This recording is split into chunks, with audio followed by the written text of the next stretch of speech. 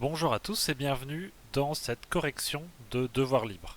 Cette vidéo va peut-être être un petit peu longue, je vais lire les consignes des exercices et les corriger en direct. Donc ce devoir porte sur essentiellement des logarithmes népériens.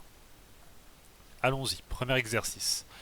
Une entreprise de transport de marchandises procède à l'étude du coût de transport par train de fret d'un contenant dont la charge maximale est de 15 tonnes.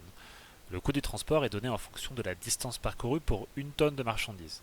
Il est exprimé en euros et peut être modélisé par la fonction suivante. On a t de x égale 220 ln de x moins 690. Voilà la fonction. Ici, dans cette fonction-là, on vous dit que x représente le nombre de kilomètres parcourus et t de x le coût correspondant en euros. La fonction t est définie sur l'intervalle 50-1200. Première question, calculer le coût d'un trajet de 250 km. Moi, ce que je vous conseille fortement, si c'est la première fois que vous regardez cette vidéo, c'est à chaque fois que je lis une question, vous faites pause et vous essayez de faire le calcul vous-même. Et, après, vous pouvez remettre, voir si vous étiez arrivé. Alors, calculer le coût d'un trajet de 250 km. 250 km, on sait que dans la fonction, x représente le nombre de kilomètres. Donc en fait, on veut calculer t de 250. Et donc on reprend la formule et on remplace x par 250 tout simplement. Et on y va. Hop. Donc 220 ln de 250 moins 690. Ça fait 524,72. On va arrondir à l'unité. 524. Donc c'est en euros. Donc c'est 524. Ah non, on va rester 0,72. Vu que c'est des euros. Hop. Donc je vais mettre les réponses d'une certaine couleur. Voilà. Ensuite, calculer la fonction dérivée t' de la fonction t. Hop. La fonction t, c'est 220 ln de x moins 690. Donc, dans ce cas-là, t' de x. Alors, qu'est-ce que ce sera la dérivée de cette fonction-là? 220 ln de x moins 690. On sait que le ln de x, il se transforme en 1 sur x. Et donc, le 220, il va rester devant. Donc, ça fait 220 fois 1 sur... Hop. Tac. 220 fois 1 sur x. Et le moins 690, il disparaît. Donc, en fait, ça devient 220 fois 1 sur x.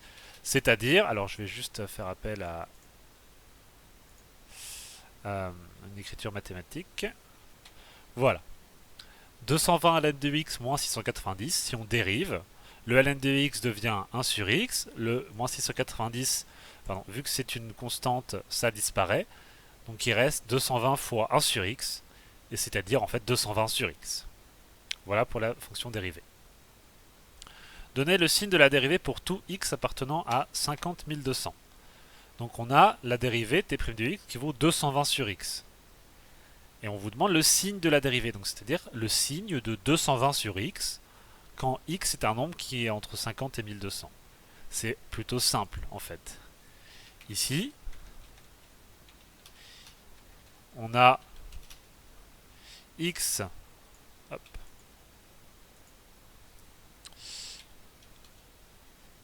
Attendez. Hop. On a x qui est supérieur à 0. Donc, 220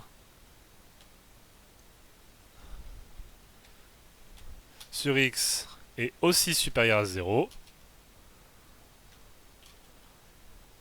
On peut donc affirmer que t'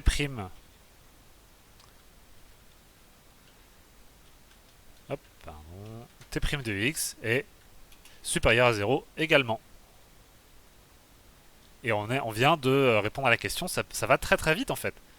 À partir du moment où vous comprenez que dans une division, Si le nombre d'en haut est positif et que le nombre d'en bas il est aussi positif, le tout c'est positif. Donc t' de x ce sera toujours une fonction positive.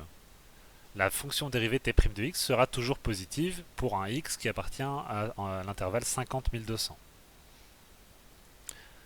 Bien sûr, si on avait un x qui appartenait à des nombres négatifs, ça aurait été un nombre négatif. Mais en fait, c'était pas possible puisque la fonction de base était définie avec un ln et on ne peut pas lui donner des nombres négatifs. Donc, on continue. En déduire le sens de variation de la fonction t. Là, ça va très vite en fait, puisque vous vous souvenez que la fonction t, donc c'est bien celle-là, c'est la fonction qui donne le coût en fonction du nombre de kilomètres. On vous demande, on demande son sens de variation, c'est-à-dire est-ce que cette fonction elle est croissante ou décroissante. Est-ce que si le nombre de kilomètres augmente, le coût va augmenter? Bon, a priori oui, hein, mais mathématiquement on peut raisonner très simplement, puisqu'on a trouvé que la fonction dérivée c'était 220 sur x.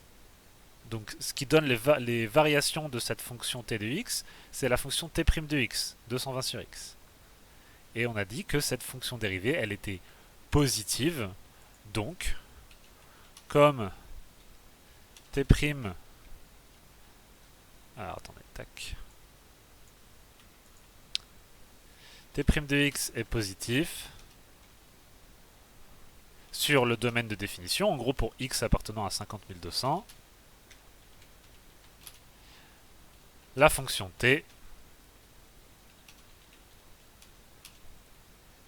est forcément croissante. Voilà, il n'y a pas besoin de plus. Hein. À partir du moment où vous avez dit que la fonction dérivée était positive, la fonction t, elle est forcément croissante. Ça ne va pas chercher plus loin que ça. Hein. Voilà. Complétez le tableau de valeurs de l'annexe A en arrondissant les valeurs à l'unité. Alors, l'annexe A, on va aller la chercher. Hop. Voilà le fameux tableau. On doit remplir pour chaque x le t de x qui correspond. On va aller faire ça avec la calculatrice, ce sera plus simple. On va dans le menu table et on rentre l'expression de la fonction. Donc on se souvient que c'était t de x. Tac, tac, tac, il est là. 220 ln de x. C'est x avec cette case-là, n'oubliez pas. N de x moins 690. Et on fait x.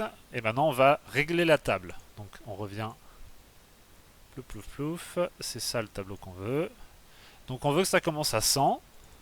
Le x. On veut que ça se termine hop, à 1200. Donc on fait entrée. Ça se termine à 1200. Et on veut que ça avance de combien en combien? Visiblement ça avance de 100 en 100. Donc, hop.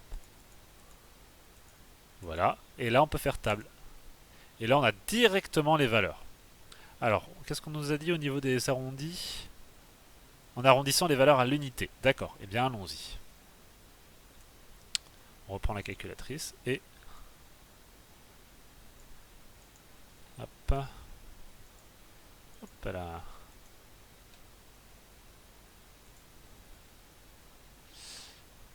Et... Donc, 100, 323,13. Je vais diminuer un petit peu.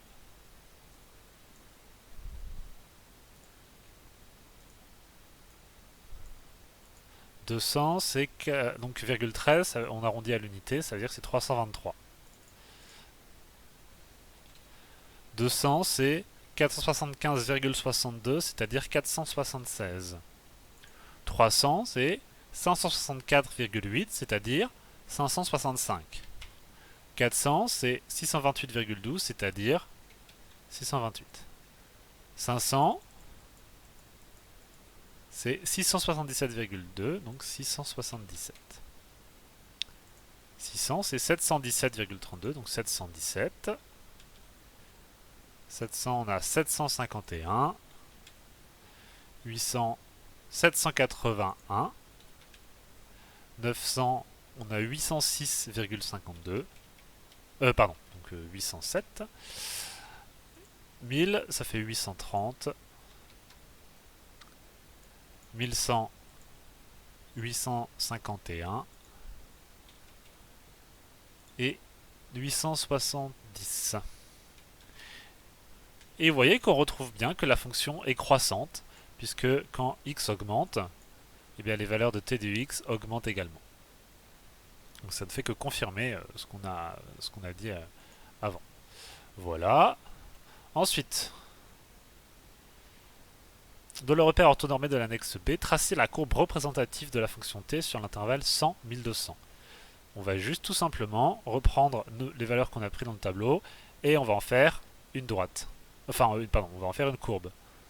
Donc, hop. Je vais placer les points un par un.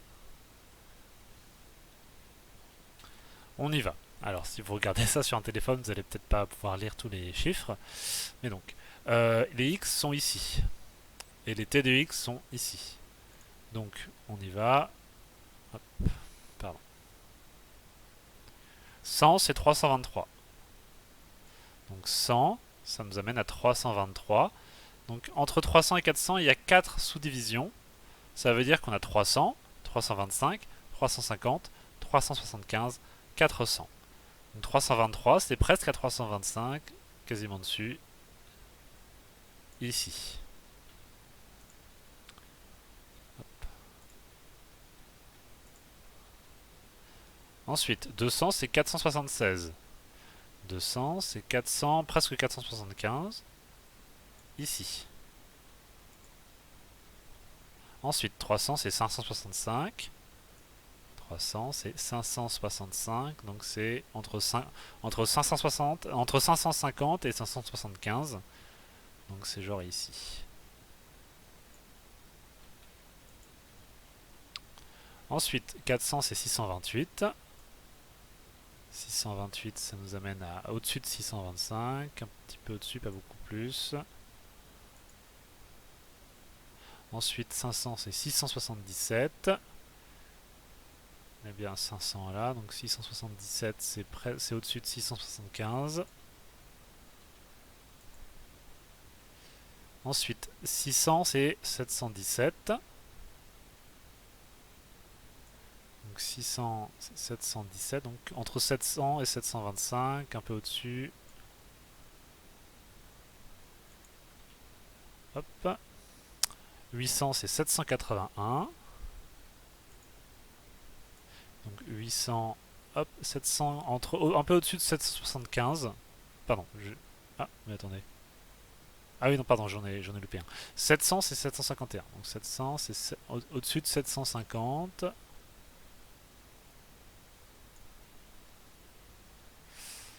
Ensuite, 800, c'est 781.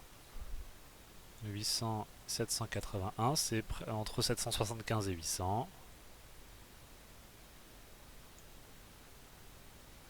900, c'est... Alors je vais faire pause et je vais faire le reste parce que vous avez compris. Voilà à quoi ressemblent les points quand ils sont tous placés. Vous remarquez qu'ils suivent vraiment bien un mouvement lisse et progressif. Si à un moment donné vous avez un point qui fait un truc comme ça, vous avez une courbe comme ça, il y a un problème. Il faut reprendre. C'est pas possible. Donc normalement vous avez vraiment toujours des mouvements lisses sans trop de pics et d'à-coups comme ça. Donc faites attention à ce genre de choses. Pardon, je connais juste 500, c'était 677. Et voilà. Voilà, donc maintenant après il faut tracer la courbe. Donc là, n'oubliez pas qu'on vous demande de la tracer sur 100, 1200. Donc n'allez pas prolonger entre 0 et 100. On commence à 100 et on s'arrête à 1200. Et voilà. Voilà la courbe qui est tracée. On revient. Donc on a fait les questions 5 et 6. On passe à la question 7. L'entreprise se penche maintenant sur le transport par route. Le coût de cet autre mode de transport est modélisé par la fonction suivante, définie aussi sur 50 200. Donc on avait la fonction du transport par rail qui était t de x égale 220 ln de x moins 690. Il nous donnait le coût du transport par train avec x le nombre de kilomètres. Et maintenant, on a une nouvelle fonction, R de x, qui nous donne le coût du transport par la route, avec x, qui est toujours le nombre de kilomètres. Donc, de quel type est la fonction R? Ici, la fonction R, vous voyez qu'elle est de la forme un nombre fois x plus un autre nombre. Et donc, vous pouvez dire qu'il s'agit d'une fonction affine, puisque c'est comme ça qu'on appelle les fonctions qui sont sous cette forme-là. Quelle sera la forme de la courbe représentative de la fonction R? Donc, vu qu'il s'agit d'une fonction affine, comme c'est une fonction affine, sa courbe représentative sera une droite. Toujours, toutes les fonctions affines, quand on trace leur courbe représentative, ça fait toujours des droites. Complétez le tableau de valeurs ci-dessous en arrondissant les valeurs à l'unité. Bon bah là, ça va vraiment super vite quoi. Donc R de x, quand x vaut 0, vous n'avez même pas besoin de faire le calcul. R de 0, c'est 0,15 fois 0 plus 600. Bah du coup ça s'annule, hein. Donc ça fait 600. Et ensuite R de 1200, c'est-à-dire on remplace x par 1200 là-dedans, bah on y va, on fait le calcul. On revient à run math. Donc 0,15 fois 1200 plus 600, 780.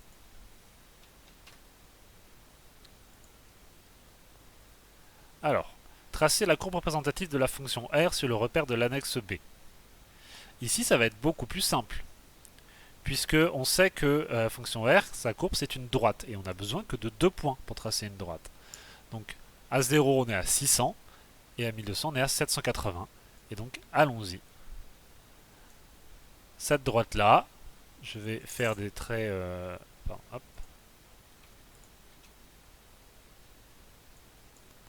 Tac. Couleur de ligne, on va le faire en rouge. Donc à 0, pour cette fonction-là, on est à 600. Et à 1200, on est à 780, c'est-à-dire un peu au-dessus de 775, c'est-à-dire ici. Et pour tracer la courbe représentative, c'est super simple. On n'a plus qu'à tracer une ligne entre les deux. Hop! Et voilà, vu que c'est une fonction affine, c'est pas plus compliqué que ça. On l'a fait en rouge. Et voilà pour la fonction R. Vu que c'est une fonction affine, c'est forcément une droite, ça va vite. Déterminer graphiquement pour combien de kilomètres les coûts du transport par... Attends, je zoome un petit peu.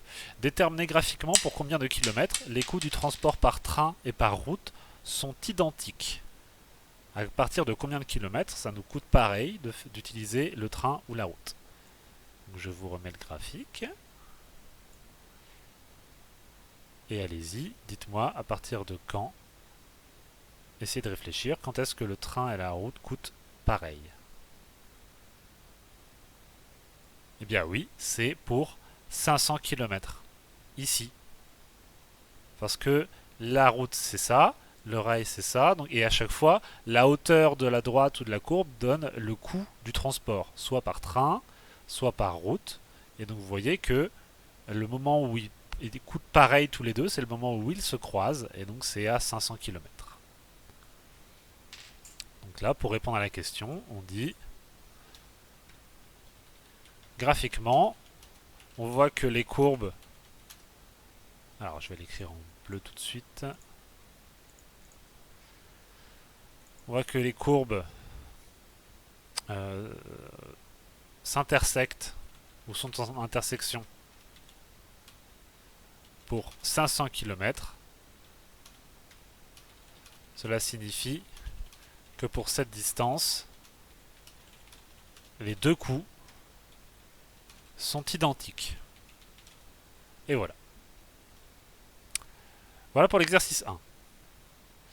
Maintenant, exercice 2. Un horticulteur chauffe sa serre quelques heures par jour en hiver, mais s'inquiète de la température régnant dans sa serre au cours de la journée. Certaines de ses plantes sont fragiles et ne tolèrent pas de trop grands écarts de température. L'horticulteur achète donc une sonde thermique qu'il installe dans sa serre à une hauteur de 2,34 mètres du sol. Les données qu'il récupère prennent la forme de mesures de température effectuées toutes les demi-heures entre 6h du matin et 21h. Il modélise l'évolution de la température par la fonction suivante, définie sur 6, 21.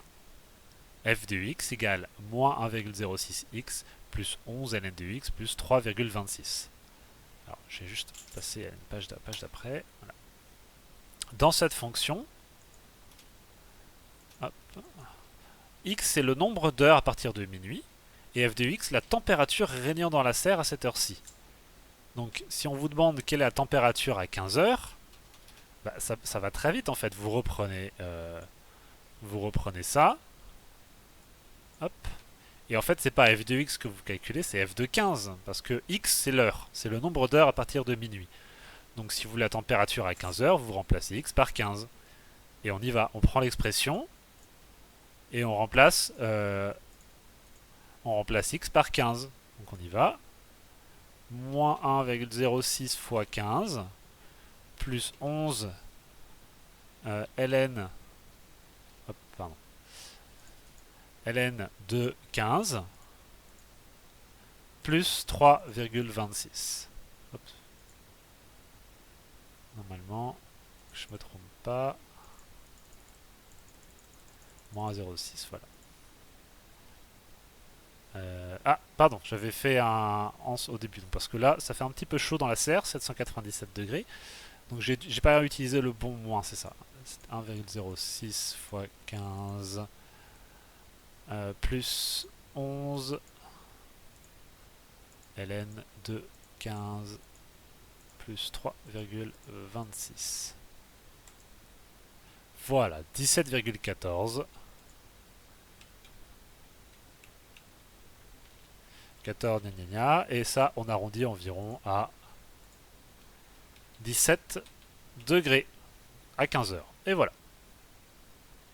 Déterminer l'expression de la fonction dérivée f' de x.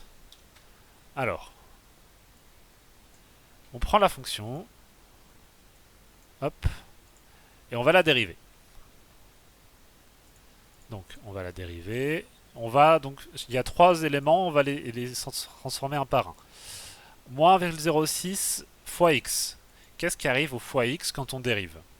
En fait, il se transforme en 1. Donc ça fait moins 1,06 fois 1. C'est-à-dire juste moins 1,06. Le 11 ln de x. Qu'est-ce qui lui arrive au ln de x?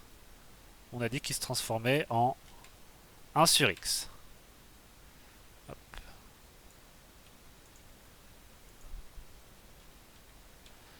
Donc le ln de x s'est transformé en 1 sur x à la dérivation. Ça veut dire que ça donne plus 11 sur x. Et le plus 3,26, qu'est-ce qui lui arrive? Eh ben, il disparaît, parce que il n'y a pas de x dedans, donc on pourrait écrire plus 0, mais ça sert à rien. Donc voilà la fonction dérivée f' de x. Moins 1,06 plus 11 sur x. Hop, je vais l'écrire ici.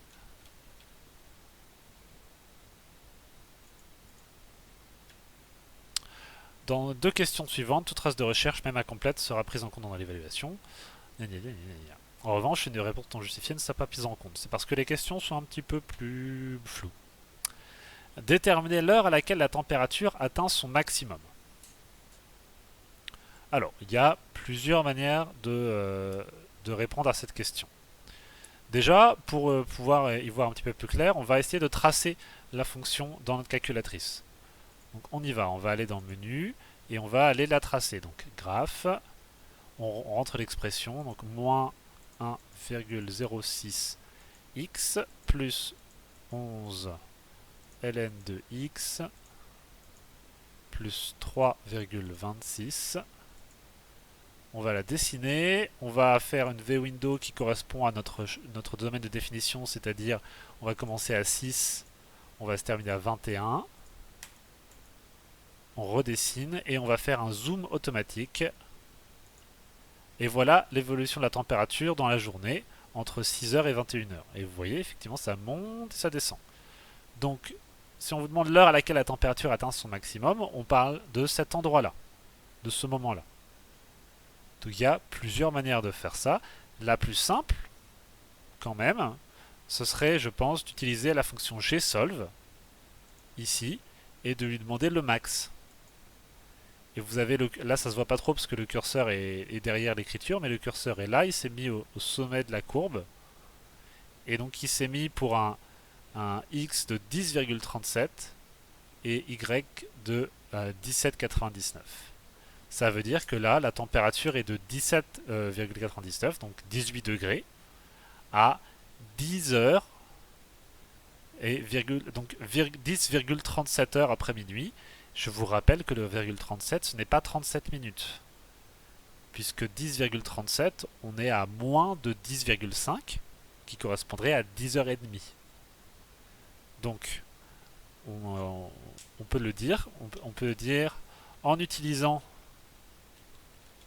le mode gsolve de la calculatrice. On trouve que le maximum est atteint pour le maximum de la fonction maximum de f de x, donc f de x, hop,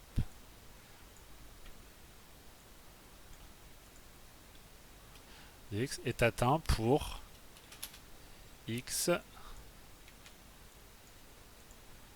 environ égal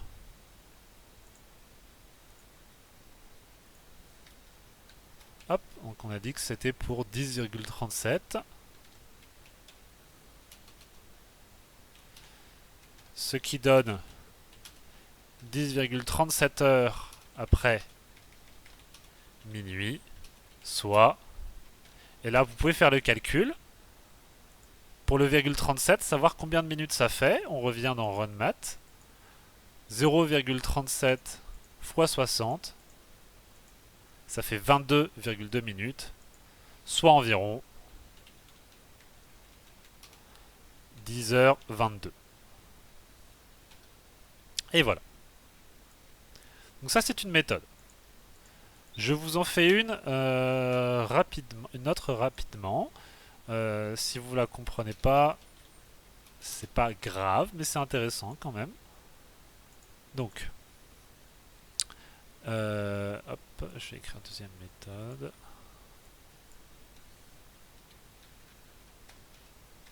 Alors, deuxième méthode. On va essayer de dire, donc, si on revient à la courbe,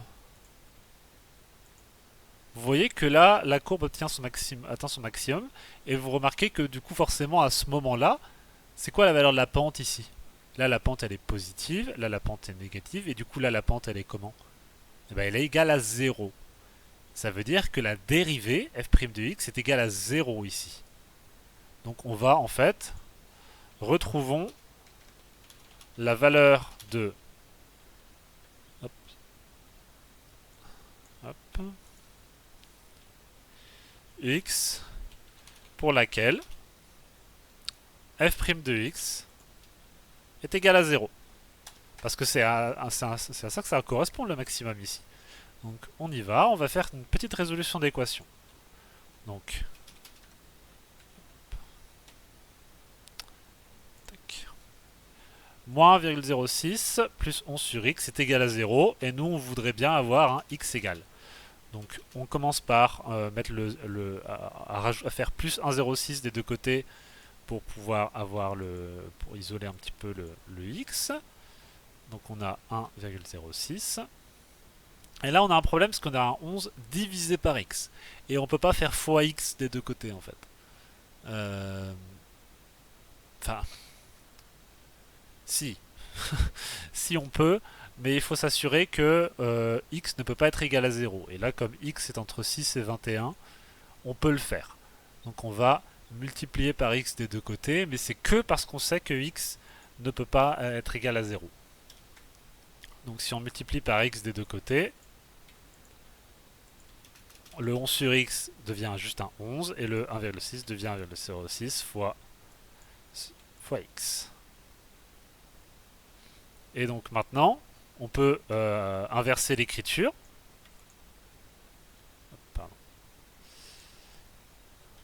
1,06.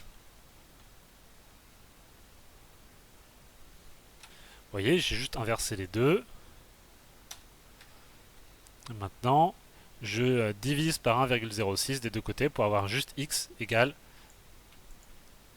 11 divisé par 1,06. Et on fait ça. Alors attendez, 11 divisé par 1,06, oui c'est ça. Hop. 11 divisé par 1,06. Ça fait 10,37, donc on retrouve bien ce qu'on avait trouvé ici. On a x est environ égal à 10,37. Et voilà. J'ai juste remis un petit peu en ordre. Donc c'est la même méthode. Ah pardon, c'est une autre méthode, un petit peu plus compliquée, mais c'est important pour certains d'entre vous que vous sachiez pouvoir la faire. À quelle heure la température repasse-t-elle sous les 17 degrés? Bon, bah là, on va aller vraiment chercher avec la courbe. On se retrouve la courbe qui était ici. Voilà, donc, maintenant, il faudrait qu'on sache à partir de quand la température repasse sous les 17 degrés. On va réutiliser Gsolve. Et donc, nous, ce qui nous intéresse ici, c'est d'aller chercher YCal.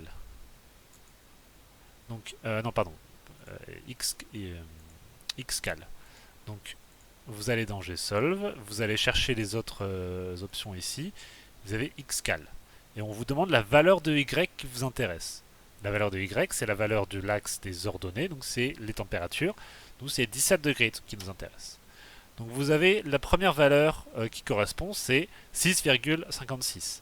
Vous voyez que c'est le moment où la température, alors je ne sais pas si vous voyez, je ne sais pas si vous vraiment, si je peux augmenter un petit peu la taille de l'écran, je ne peux pas faire beaucoup plus que ça. Voilà, donc vous voyez que la première chose que nous donne Xcal, c'est le moment où la température passe au-dessus de 17 degrés. Mais nous, ce qui nous intéresse, c'est le moment où elle repasse sous 17. Donc avec la flèche, vous pouvez passer à l'autre valeur qui correspond. En fait, on a demandé à la calculatrice, pour quelle valeur de x est-ce que y vaut 17? À quel moment la température est égale à 17 degrés? Ben, elle est égale à 17 degrés au moment où elle passe au-dessus et au moment où elle passe en dessous. Et donc là, on passe en dessous pour x égale 15,44. Et donc là, on peut dire, toujours grâce au menu Gsolve et à l'option Xcal, on trouve que la température passe sous 17 degrés à x égale environ plutôt, hein. Donc on a dit 15,44. Et ce n'est pas 15h44, n'oubliez pas. Donc 15,44 heures après minuit. Soit, et là encore une fois, le virgule 44 c'est un nombre d'heures décimales. Donc on va aller récupérer ce que ça veut dire en minutes ici. 0,44 fois 60, ça veut dire quoi? Ça veut dire 26 minutes. C'est normal, 15,44 c'est en dessous de 15,5, c'est en dessous de 15h30. C'est en dessous de 15h30. Donc c'est bien 15h26, soit environ 15h26. Et voilà. On continue. Exercice 3. On s'intéresse à 920 personnes ayant traversé une période de chômage. La durée de ces périodes est répartie comme telle. On a un beau camembert avec des couleurs qui correspondent à des longueurs de chômage, des longueurs de période de chômage. Donc 0 à 3 mois, 3 à 6 mois, 6 mois à 1 an, 1 à 2 ans et 2 à 3 ans. Et vous avez la répartition en pourcentage de chacune de ces catégories. Combien de personnes ont été au chômage entre 1 et 2 ans? Alors, vous pouvez regarder sur le camembert, 1 et 2 ans c'est en vert, c'est 15%. Mais on ne vous demande pas quelle proportion, quel pourcentage de personnes ont été au chômage entre 1 et 2 ans, on vous demande bien combien de personnes. Et donc il faut aller chercher le total. Le total c'est 920 personnes. Donc on va calculer 15% de 920. Donc on fait 920 fois 15 sur 100. Et on peut même le faire plus vite. 920 fois 0,15. Ça fait 138 personnes. 138 personnes au chômage entre 1 et 2 ans. Calcule le pourcentage simple. Combien de personnes ont été au chômage plus de 6 mois? Plus de 6 mois, c'est le jaune, le vert et le... je dirais que c'est du violet. Du violet, donc tous ces trois catégories-là, ensemble. Donc il faut les additionner. Donc cela correspond... il faut que je le mette en bleu direct. Hop. Cela correspond à... Et là on va faire... donc 27,5, le jaune, plus le vert, donc plus 15%, plus, et le violet, 4%. Donc on y va avec la calculatrice, 27,5 plus 15 plus 4, 46,5%. Qui correspond à... On va appliquer ce pourcentage au total. 920 fois 46,5 sur 100. Et ça nous fait 6,5 sur 100. Ça fait 427,8. Donc on va faire environ 428. On ne va pas laisser un nombre à virgule pour un nombre de personnes. Personnes. Voilà. Par la méthode de votre choix, évaluez la durée moyenne de la période de chômage au sein de ces 920 personnes. Alors, je vais vous proposer ce que j'estime être la meilleure méthode ici. Vous prenez, on va faire un petit tableau. Un tableau avec autant de lignes que de catégories. Donc, non, attendez, autant de colonnes que de catégories. Donc, 5... Tac, ok. Période. Donc on a 0, 3 mois, 3, 6 mois,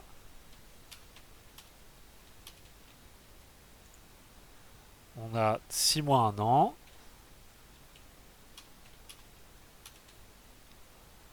1 à 1 an, 2 ans, et 2 ans, 3 ans.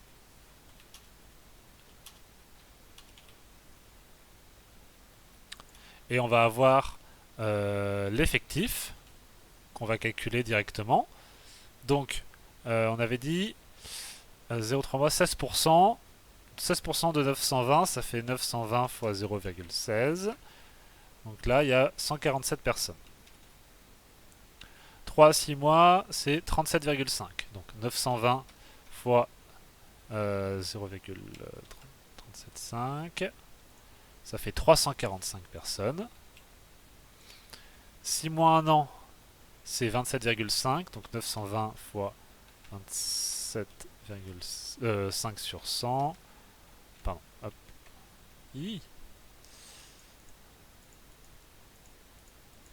Alors attendez, hop. Je suis un peu embrouillé.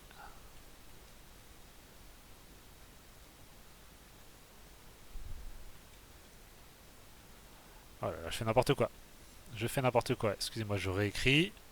Donc on correspond à 6 mois, 1 an.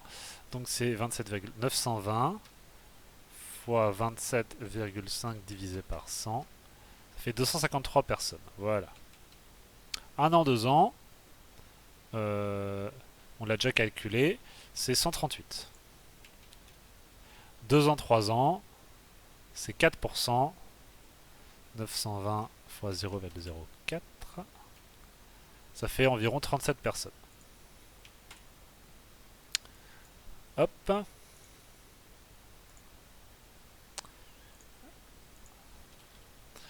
Alors, où est-ce que ça nous amène ça? On veut la durée moyenne. Donc vous avez pris l'habitude en statistique normalement, vous savez que dans ce genre de situation, la moyenne ça va se calculer en faisant ça fois ça, plus ça fois ça, plus ça fois ça, plus ça fois ça, plus ça fois ça, divisé par l'effectif total. Donc, je peux peut-être faire rajouter une colonne pour l'effectif total. Attendez. Total.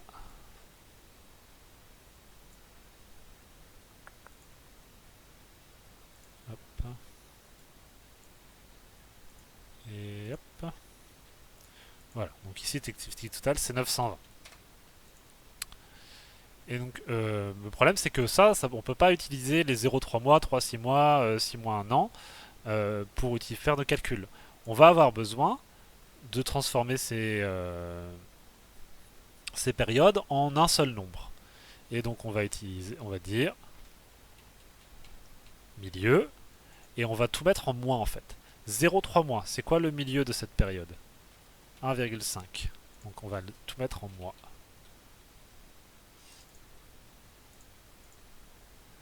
3, 6 mois, c'est quoi le milieu de ça? C'est 4,5. 6 mois, 1 an, toujours en mois, c'est quoi le milieu? Bah, c'est 9. 1 an, 2 ans, le milieu c'est 1 an et demi, c'est-à-dire 12 mois plus 6 mois, c'est-à-dire 18. Et 2 ans, 3 ans, c'est quoi? Le milieu de ça, bah, c'est 2 ans, c'est-à-dire 24 mois, plus 6, donc c'est 30 mois en fait. Et donc là, on peut calculer la durée moyenne ici en faisant 1,5 plus, pardon, 1,5 fois 147 plus 4,5 fois 345 plus 9 fois 253 plus 18 fois 138 plus 30 fois 37. On fait entrée et ce nombre-là, on le divise par le nombre de personnes, donc par 920. Et ça fait environ 8,31 mois. On trouve une durée moyenne de chômage. Alors, durée moyenne de chômage de 8,31 mois. Voilà. Donc c'est une évaluation, parce que ce n'est pas la vraie moyenne, parce qu'on n'a que des regroupements de durées, on n'a pas toutes les durées exactes. Hop, alors je vais mettre tout ce monde-là en bleu.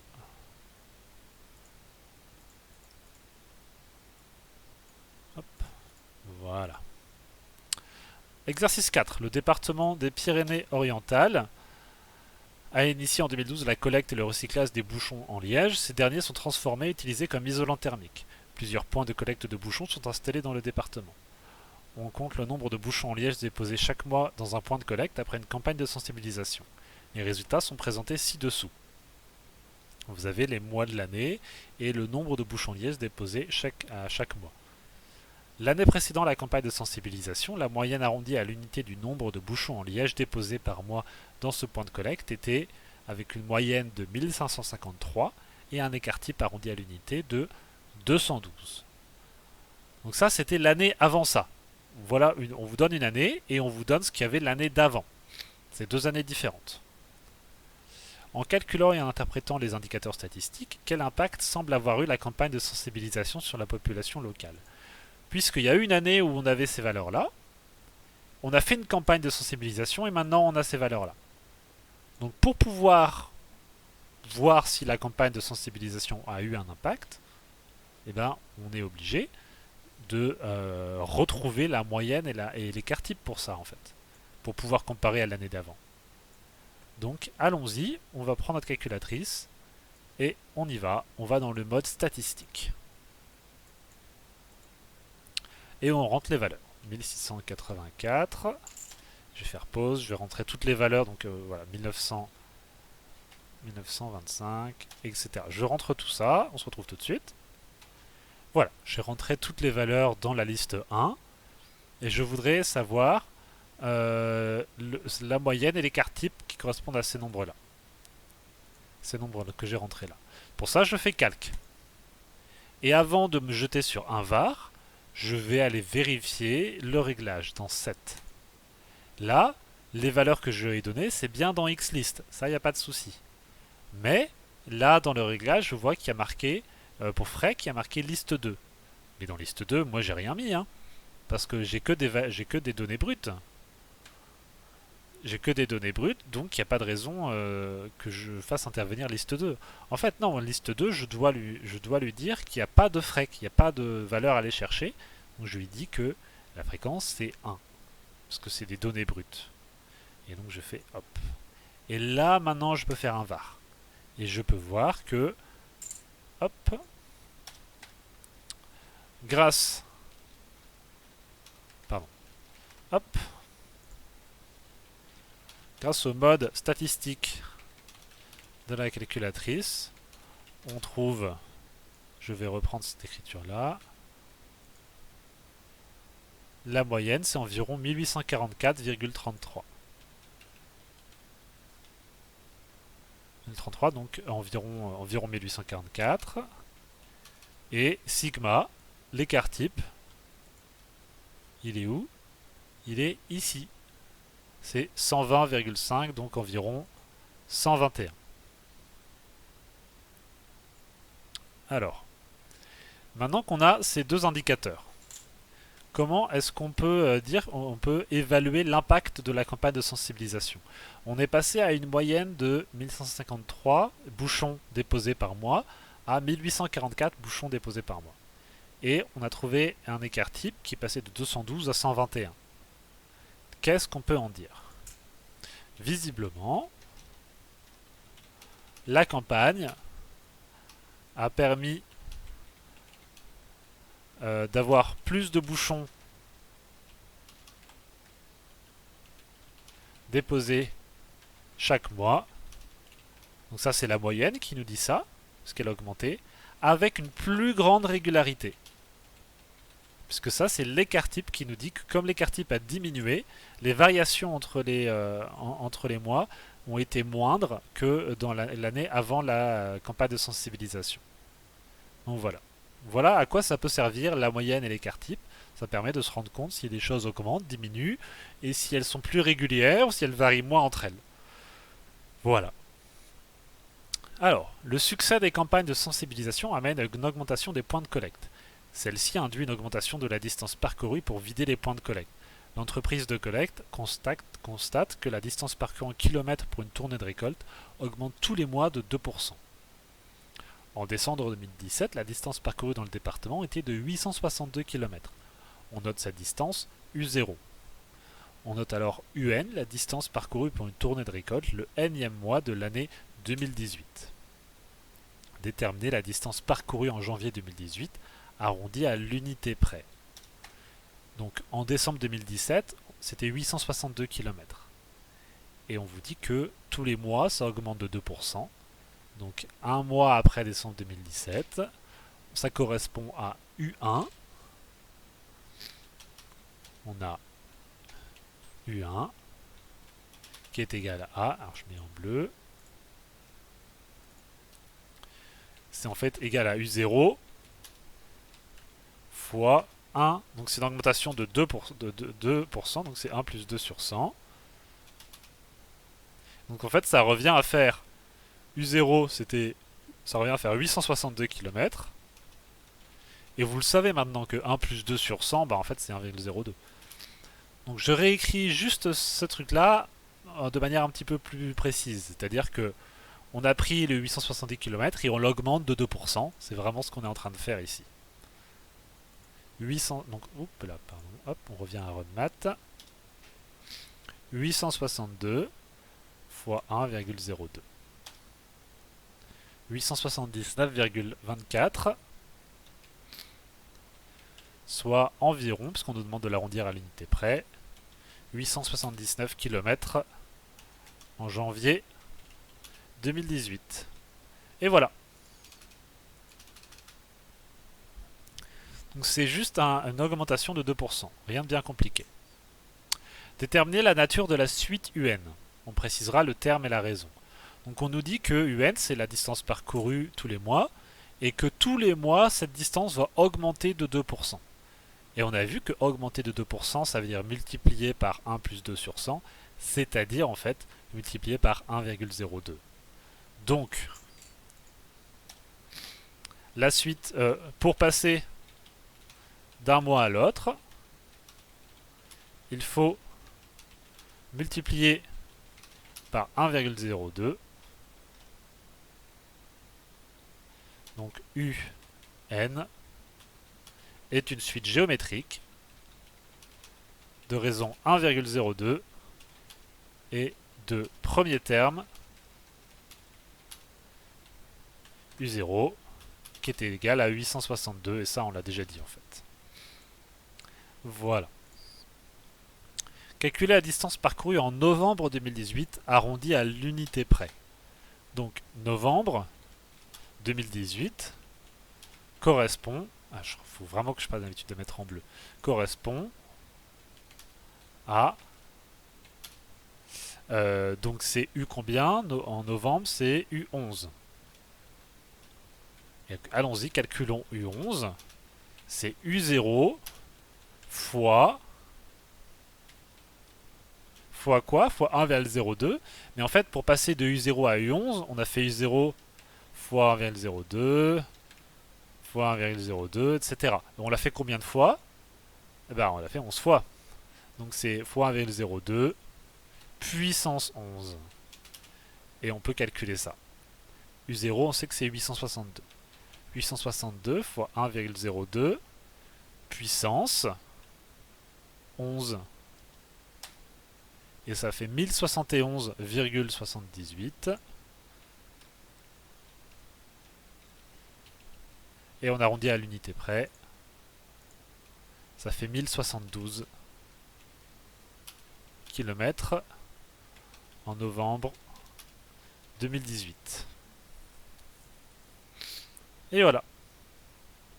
Le nombre de points de collecte augmentant dans le département, l'entreprise doit acheter un nouveau véhicule dès que la distance parcourue pour une tournée de collecte dépassera 1000 km par mois. Déterminez à partir de quel mois l'entreprise sera dans l'obligation d'acheter un nouveau véhicule. Justifiez votre réponse.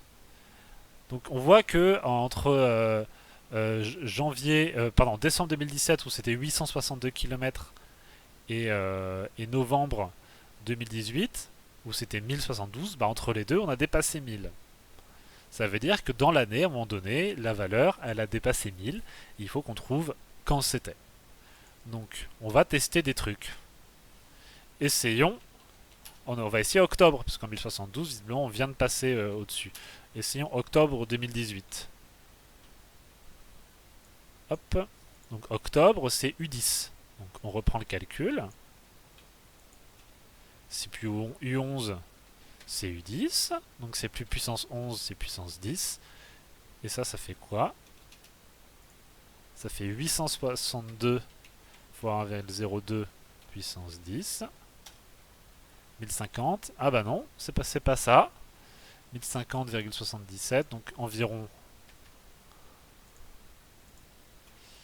1051.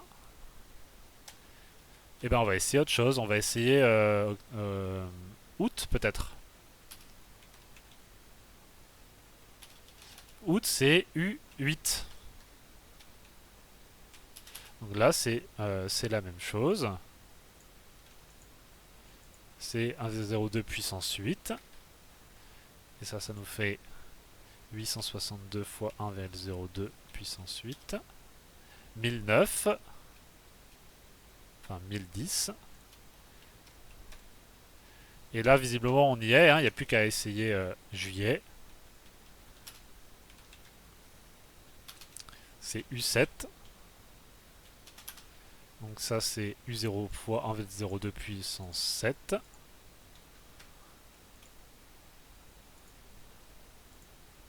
« 862 fois 1,02 puissance 7. Et vous voyez, on est à 990. Donc je rajoute des kilomètres.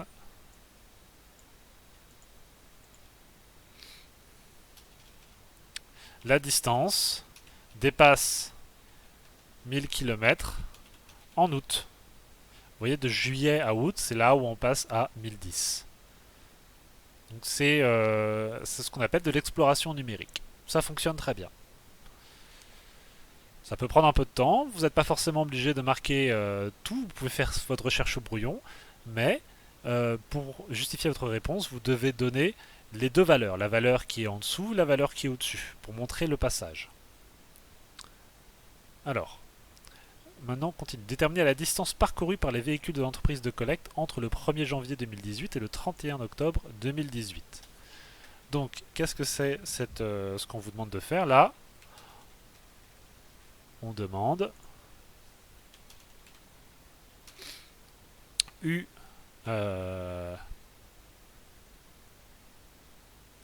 Ah, ouais, c'est. Il y a un petit souci. U2 plus U3 plus voilà.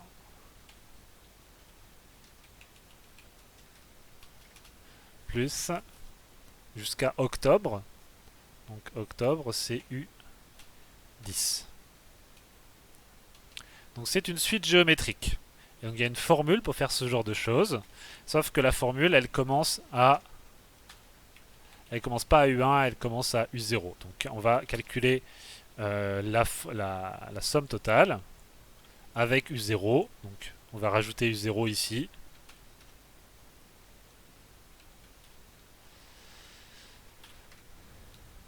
Hop.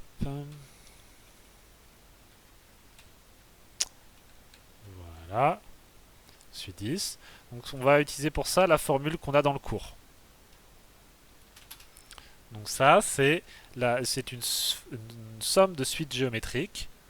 Donc on commence par U0, qu'on multiplie par, entre parenthèses, 1 moins Q puissance, donc c'est jusqu'à 10, donc c'est puissance 10 plus 1. Ferme la parenthèse et on divise par 1 moins Q. Donc ici,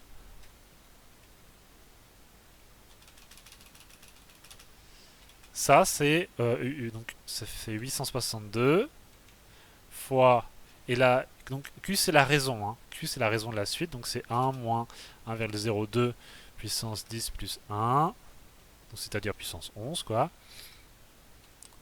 divisé par 1 moins 1,02. Et on y va. 862 fois 1 moins 1,02 puissance 11. Pardon.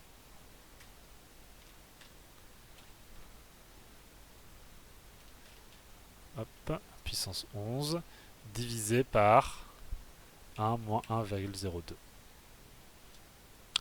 Ça fait 10 489,43. On va mettre environ 10 400. Pardon. 10 489. Mais en fait, il nous manque juste une toute petite étape en plus. C'est que en fait, ça, 10 489, c'est U0 plus U1 plus U2 plus U3 plus U10. Donc c'est la somme de décembre 2017 à octobre 2018. Et donc pour retrouver, on a donc... Il faut qu'on enlève U0 pour ça. Donc ce qu'on voulait au début, c'est-à-dire la U1 plus U2 plus U3 plus U10, c'est ce qu'on vient de calculer, c'est-à-dire 10 489 km moins U0, c'est-à-dire moins... C'était combien? 862 je crois. On enlève juste ce premier terme qui correspondait à 2017 pour retrouver vraiment la somme qui correspond que à 2018. Et ça fait 10 489 moins 862. 9627 km. Alors, voilà la vraie réponse.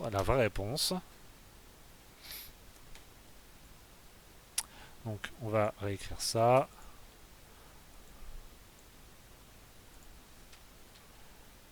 900 parcouru.